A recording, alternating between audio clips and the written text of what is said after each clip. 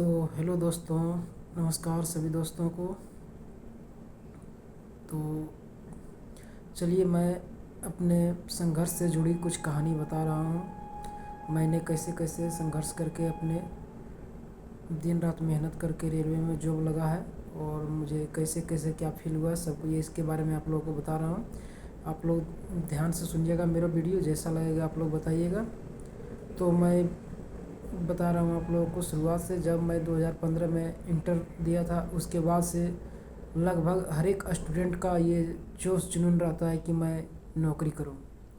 लेकिन कुछ परिस्थितियों के कारण किसी को बाहर कमाने के लिए जाना पड़ता है, किसी को घर की स्थिति ख़राब ज़्यादा रहता है, तो किसी को घर की स्थिति ज़्यादा ख़राब रहने के बाद भी संघर्ष करके अपने जिद पर अड़े रह करके वो अपने सपना को पूरा करता है। तो उसी में से मैं था। मैं भी अपने जिद पे अड़ा हुआ था, और परेशानियाँ मुझे भी बहुत आई घर की तरफ से, इधर पैसे का कंडीशन।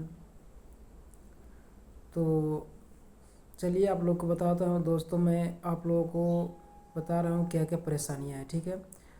तो जैसे हम लोग पढ़ाई में शुरुआत में जब पैसे का कमी ज़्यादा रहता है, मतलब ज़्यादा कमी रहता है पैसे का, तो क्या करना पड़ता है, फिर भी जो है मैनेज करना पड़ता है पैसे का कमी रहने के बावजूद भी।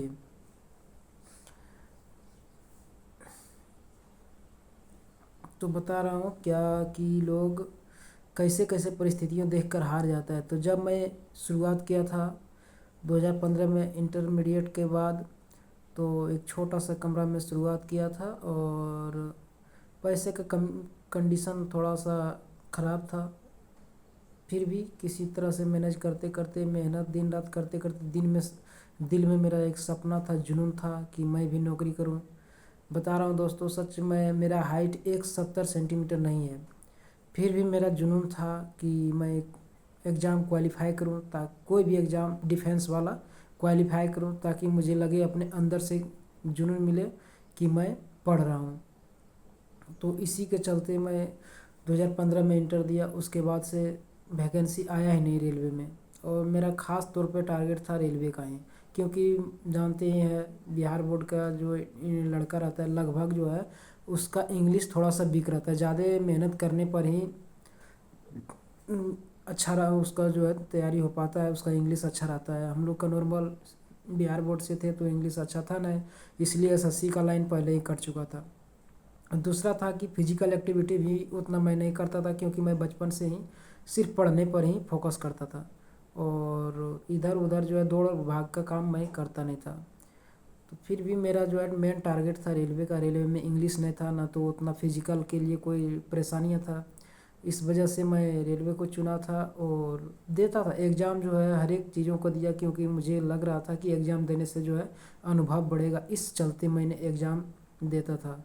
एग्ज़ाम मैंने एसएससी सीएचएसएल के दिए, एमटीएस के दिए, और जो भी होता था, जो भी प्रकार का होता था एग्ज़ाम, जो भी वैकेंसी आ जाए, सिर्फ मैं उसमें फॉर्म भरने के लिए एलिजिबल हो जाता था तो मैं एग्ज़ाम दे देता था, चाहे मुझे इंग्लिश या आए या ना आए। क्योंकि मुझे इंग्लिश नहीं आता तो कोई बात नहीं, जीके और मैथ, रीजनिंग, ये सभी जो है मुझे अनुभव करना था कि मैं कितने में पानी में हूँ। इसी के चलते मैं शुरुआत किया था। उसके बाद परेशानियाँ आया, फिर वैकेंसी आई रेलवे ग्रुप डी का 2018 में। तो 2018 वाले ग्रुप डी में फॉर्म भरा मैंने। तो फॉर्म भरा, एग्ज़ाम भी दिया, तैयारी भी किया था।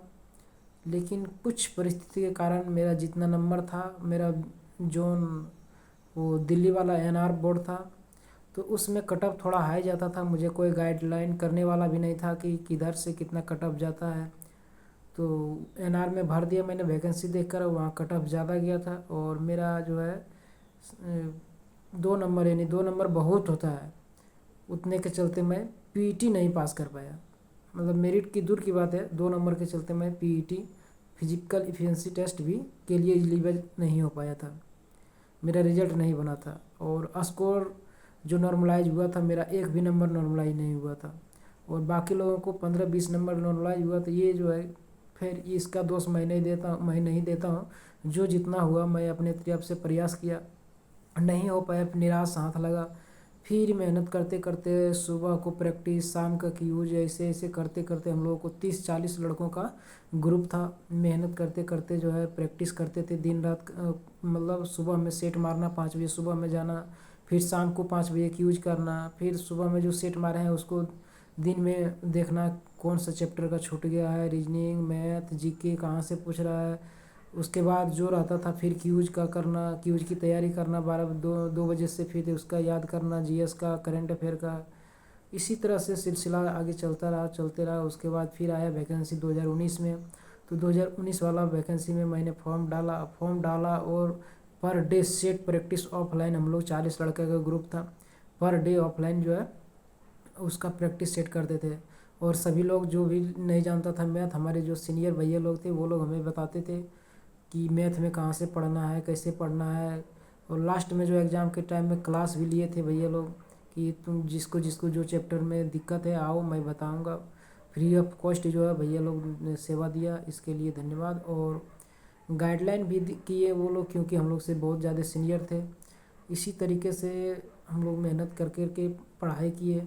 और जानते ही हैं परेशानियाँ, बाहर में रह के पढ़ना, घर का भी काम देखना, ये सभी साथ साथ में चलता रहा। फिर भी हिम्मत नहीं हारे। इसी के बीच में जानते हैं पड़ोस वाले और जो भी होता है गांव वाले, कुछ जलने वाले लोग, उसके बीच में परेशानियां भी करते हैं। फिर भी उसको एक तरफ रखते हुए अपने पढ़ाई जारी रखे। मैं उसको मेन मुद्दा नहीं रखा, क्योंकि मैं वो मुद्दा रखता तो मैं भी कह देता कि वो जो है इसके चलते मैंने पढ़ाई छोड़ दिया है। लेकिन उसको इग्नोर करते हुए मैंने आगे बढ़ा। परेशानियाँ बहुत हुई जीवन में, फिर भी चलता रहा। और दोस्त एक चीज़ मैं बता दे रहा हूँ, जो है मोबाइल में जब रिचार्ज ख़त्म हो जाता था तो 2-3 दिन तक वेट करते थे, क्या 2-3 दिन निकल जाएगा तो ठीक है। अगर यदि कोई रिश्तेदार कर देता था रिचार्ज तो बहुत खुशी मिलता था। और दोस्त आज मैं खुद जो है अपने से 5 से 6 मोबाइल का रिचार्ज पर मंथ करता हूँ। अपने घर वाले, अपने रिलेशन में, इधर से उधर, मैंने 5 से 6 मोबाइल का रिचार्ज मैं पर मंथ करता हूँ, आप लोग को बता दे रहा हूँ।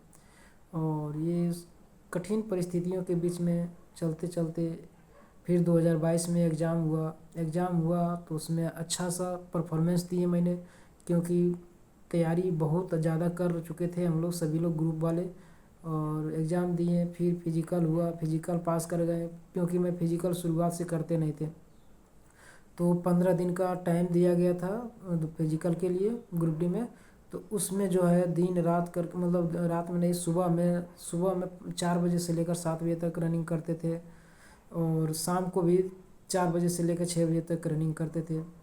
उसके बाद दिन भर थकावट के कारण यूट्यूब पर वीडियो देखते थे, कैसे क्या होगा, सीन पेन कब बढ़ जाएगा तो कैसे दौड़ पाएंगे। क्योंकि मैं जो है शुरुआत से पढ़ने पे ज़्यादा टाइम देते थे, क्योंकि फिजिकल एक्टिविटी कभी किए ही नहीं थे। तो इस वजह से थोड़ा सा दिक्कत हुआ, परेशानियाँ हुआ। लेकिन हमारे ट्रेनर के द्वारा जो है, हम ट्रेनर को ज्वाइन किए थे, उसके द्वारा हमें अच्छे से गाइडलाइंस मिला और अच्छे से पास भी कर गए फिजिकल। उसके बाद डॉक्यूमेंट वेरिफिकेशन हुआ, उसके बाद ज्वाइनिंग हुआ, सब कुछ करके मैं आज ठीक ठाक पे हूँ और काम भी कर रहा हूँ, ऐसा कोई बात नहीं है। और एक चीज़ मैं बता दे रहा हूँ, जितना भी मिडिल क्लास के स्टूडेंट देख रहे हैं मेरा वीडियो, अपने जो है गांव वाले, जो कि तुमको लगता है कि थोड़ा सा ये अंदर अंदर से हमारे ऊपर जलन कर रहा है, बता दे रहा हूँ, बाहर में रह के तैयारी कर रहे होंगे तो उसको कभी भी रूम पे नहीं लाइएगा। ये मेरा पर्सनल गाइडलाइन है। क्योंकि आपके पास आएगा, आप उसको अच्छा से रूम साफ सुथरा रख के बुलाइएगा, उसको अच्छा से खाना खिलाइएगा ताकि आपका नाम ले। लेकिन वो करता है आपका विपरीत काम, आपका सोच के विपरीत करता है। क्योंकि आप जाइएगा, आपको वो जहाँ आप इस भेजिएगा उसको अच्छा से खिला पिला के सुला के, उसके बाद जाएगा तो आपका ही बुराई गांव में करेगा। उसका बेटा जो है इतना अच्छा से रईसी से रहता है, इतना अच्छा खाना खाता है, पूरा अच्छा से एकदम कपड़ा पहनता है, और आप ही के जाके वहाँ गांव में बुराई करेगा कि वो क्या, उसका क्या नौकरी होगा, ऐसे ऐसे पहनता है, खाता है, घूमता है, ऐसे टाइम वेस्ट करता है, पढ़ता नहीं है, आपका ही बुराई करेगा। इसलिए मेरा ये पर्सनल गाइडेंस रहेगा, आपके गांव वालों को सिर्फ प्रथम प्रायोरिटी देना है अपने परिवार को। बाकी बात परिवार को छोड़ के जो ज़्यादा आपको लगे कि ये मेरा पूरा करीबी है, मेरा बात इधर का उधर नहीं कर सकता है, उसको ही आप जो है अपने रूम पर लाइए, वरना नहीं लाइए गाँव वाले लोगों को। मेरा ये पर्सनल है। आप खूब सफल हो जाइए, उसके बाद आप गाँव वालों को जहाँ चाहिए जो चाहिए जितना हो सके मदद कीजिएगा, लेकिन पढ़ाई के टाइम में जो है गाँव वाले से एकदम उससे कनेक्टिव दूर ही रखिएगा कनेक्शन, तो बेहतर होगा।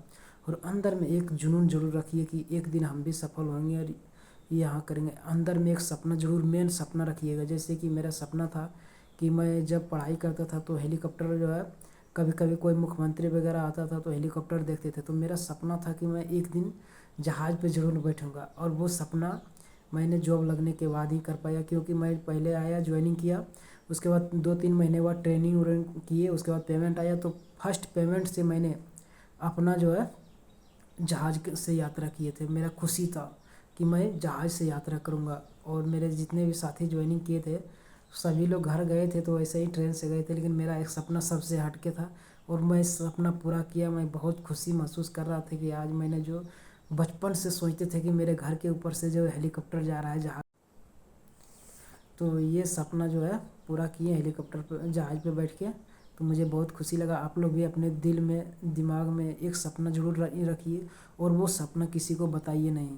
और मैं बता दे रहा हूँ दोस्तों, विद्यार्थी के जीवन में बहुत सारे कष्ट आते हैं। महीना में 2,000 3,000 4,000 जो जिसका फैमिली का पैसा मिलता है देता है फैमिली लोग, उसका अच्छा से यूज कीजिए। ना किसी को पार्टी में उतना पार्टिसिपेट कीजिए, ना ही किसी के लिए दिखावा कीजिए। बस अपना ध्यान में रहिए और हमेशा सोचते रहिए किसी तरह से निकल जाए और एक जॉब ले ले कोई भी चीज़ों में। देखिए मुझे जॉब लगा फिर भी मैं पढ़ाई कर रहा हूँ। जब मैं पहले पढ़ाई करता था सेट मारता था दिन रात करके, तो मुझे लगता था कि यार अब जो है एक बार जॉब हो जाएगा तो मैं किताब उल्टा के देखूंगा नहीं, ऐसे अंदर से आता था। अब मैं ये सच बता रहा हूँ, मुझे लगता था कि कितना दिन तक किताब पढ़ूंगा यार, लुसेंट एसपीडी मैथ का कितना दिनों तक पढ़ूंगा, कब लग जाए जॉब। और जब लग गया दोस्त तो फिर भी इसी तरह आगे बढ़ने के लिए ऊंचे पोस्ट पर जाने के लिए हम भी मेहनत कर रहे हैं अभी।